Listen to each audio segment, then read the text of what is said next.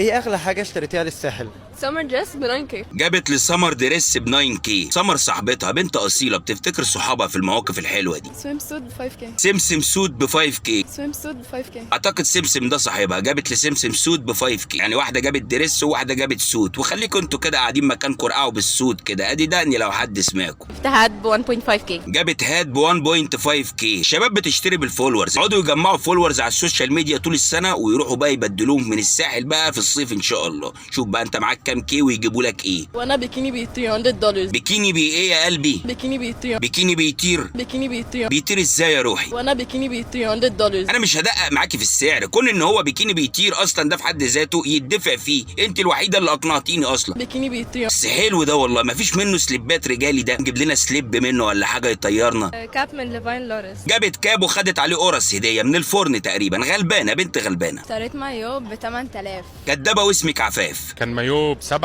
ليه يا صاحبي جايبه ب7 ليه؟ جايبه بكيني بيطير انت كمان ولا ايه؟ طب هما بكيني قطعتين انت قطعه واحده يا صاحبي تجيبها ب7 ليه؟ تفتكروا الكاب ده سعره كام؟ ده تحفه. 3K مثلا. متخيلين ان هو ب1000 جنيه بس من ليفان دولوريس؟ بتهزر؟ يا راجل اقسم بالله بتهزر. اقسم بالله بتهزر. 1K؟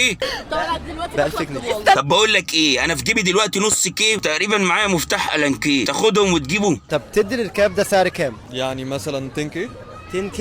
10K. 10K. ايه العيال دي 10K على ايه؟ ما تعيش عيشه اهليه ولا منك ليه؟ تعرف ان هو برخص من كده بكتير. ده ب1000 جنيه بس. كنت لسه اقول لك 5K لما انت قلت لي ارخص من كده. كنت هتقول كام يا صاحبي؟ 5K؟ 5K لما انت قلت لي ارخص من كده. طب اتك عليه. تك على الصبر يا صاحبي. اتك عليه. ما جبتش حاجه لسه بصراحه. طب وانتي؟ لا ولا انا بصراحه.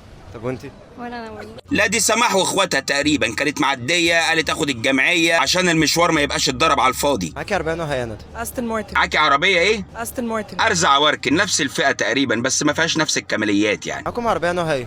My dad just recently got me a G-Wagon for my birthday. حلوه دي جدا بس الاوتوماتيك منها احلى بكتير. تنزلوا الصبح بتروحوا فين كده؟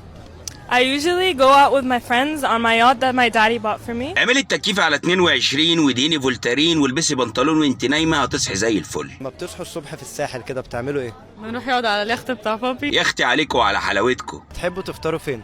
في سيشل ووك. سيجي الوك برضه. عادي يا حماصه. سيش الووك دي ما تفرقش حاجه عن بنزينه وطنيه. نفس الحاجه يعني. بيقدموا نفس القصه يعني. الموضوع ما فيهوش فرق كبير ولا حاجه. استاذنكم انا بقى عشان طالب كرواسونيه وحلبه وممكن يبردوا وانا دافع فيهم رقم مش عايز اتكلم يعني 6 7 8 $500 يورو كي يعني. مش عايز اتكلم كتير. استاذنكم انا يا جماعه. يلا يا جماعه باي باي باي باي باي باي باي باي.